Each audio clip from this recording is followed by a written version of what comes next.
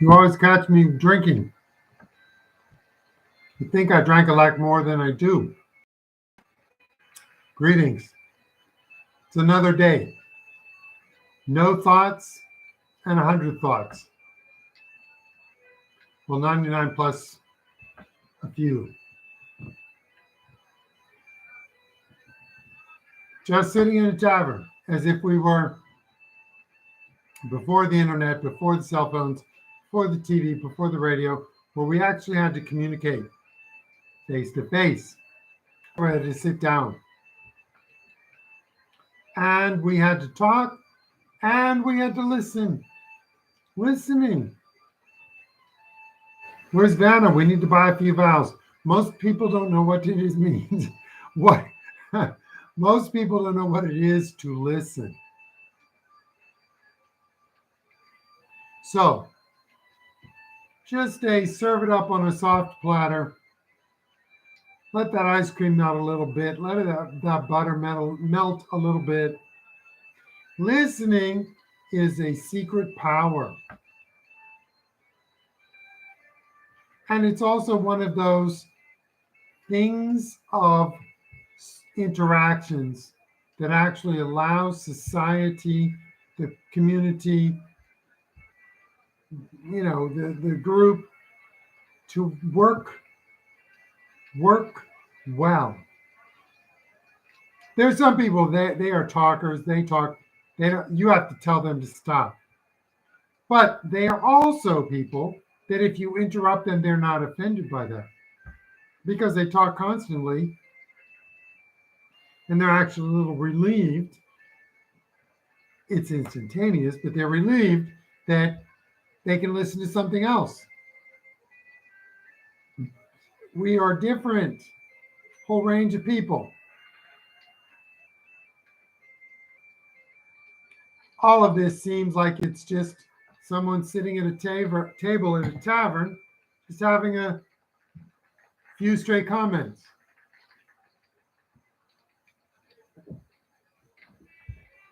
But of course, where we are today, this is 2023. We are at a place where an entertainment company like Disney has been for years woke, has been actively and intentionally pushing an agenda of gay, sexual, transsexual, all sexual, sexual, until enough people stopped and said, these are children. Your main audience is children. Why are you pushing any of that? And when Disney has been called out on it, Disney has doubled down. We're at a place where a beer, Bud Light, the number one selling beer in America, that is strictly a light beer, which for many beer drinkers doesn't even have much taste or doesn't taste good, but it is a easy choice, cheap choice, comfortable, familiar choice for a lot of people decided that they were going to go woke. But it wasn't the woke, as much as that might be. It wasn't the woke. It was that Bud Light insulted their customers. You're chasing after a new market? Well, actually, most people understand that. Most people understand that. It's really not hard. Most people understand that. You're chasing after more customers. Oh, the difference with Bud Light is that they weren't chasing more. They disdained the ones that they had.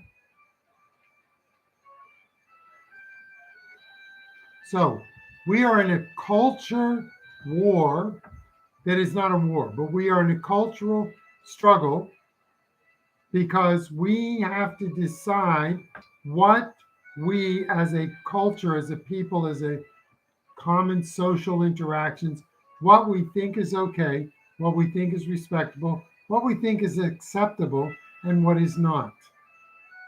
For the past 2, 3, 5, 8 years, we've been under the reactive, Pavlovian, hysterical responses of the wokeites. I'm offended.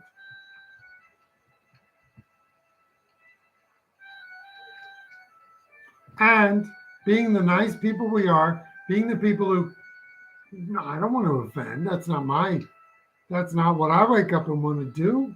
Oh, okay, I'll modify. But after a certain period of time, after a certain number of times where you've modified, you've adapted, you've changed, and they are still as offended as they were the first time you said they looked ugly or whatever it might be.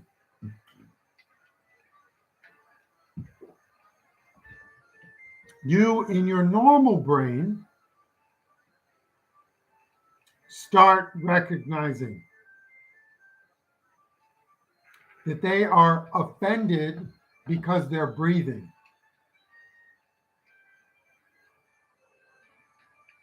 They will always be offended. Once you recognize that, you don't have to become ugly. You don't have to do anything that you would think is, hey, I pushed it, I insulted them. You don't have to do any of that, but you must, capital M, capital U, a capital S, capital T, you must recognize that you will offend them because you think, you breathe, you talk, and you don't kowtow to them. You offend them.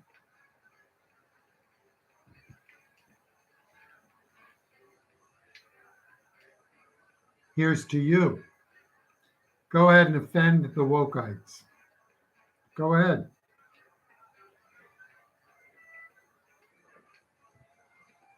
Let me say it a different way. Join me in offending the wokeites without offending, without being offensive. I don't insult people. That's not my thing. Never has been. They're offended because I breathe. They're offended because I think for myself. At a certain point, I have to accept them for who they are. I have to respect them for who they are. They're the offended. And I also have to say, be offended. It's not my concern.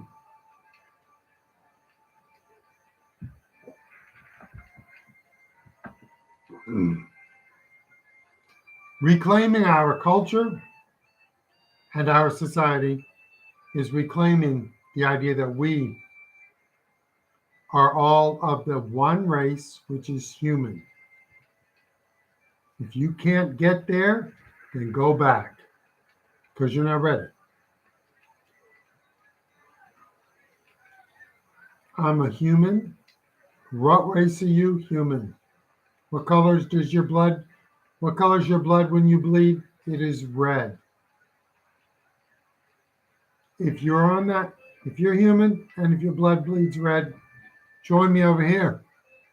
Of course, we have differences. Of course, we have different points of view, different experiences, all of these things. It doesn't negate any of that, but we are first human. See you next time.